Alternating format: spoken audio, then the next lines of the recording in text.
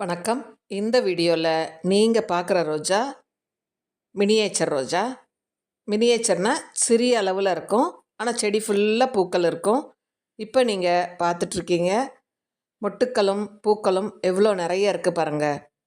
சின்ன செடி தான், அதுலேயே எவ்வளோ பூக்கள் இருக்குது பாருங்கள். நீங்கள் அழகுக்காக ரோஜா வளர்ப்பவர்களாக இருந்தால் இந்த செடியை நீங்கள் சூஸ் பண்ணலாம். சின்ன சின்ன பட்டன் ரோஸ் மாதிரி மினியேச்சர் ரோஸ். இது பிங்க் மினியேச்சர்னு சொல்லுவோம். பட்டன் ரோஸ்னால் இன்னும் கொஞ்சம் அளவில் பெருசாக இருக்கும். இது ஆனால் கொத்து கொத்தாக பூக்குங்க. ஒவ்வொரு கொத்துலேயுமே கிட்டத்தட்ட 20-30 பூக்கள் பூக்கக்கூடியது. இந்த மொட்டுக்கள் பாருங்கள் இவ்வளோ அழகாக நிறைய இருக்குது. நீங்கள் வளமான மண் கலவையில் இந்த செடியை வச்சுட்டு ஃபஸ்ட்டு வர்ற பூக்களை நீங்கள் மொட்டுக்களை கட் பண்ணிடணும். கட் பண்ணிட்டீங்கன்னா செடி நல்லா வளர்ந்துடும். அப்படி வளர்ந்தது தாங்க இந்த செடி.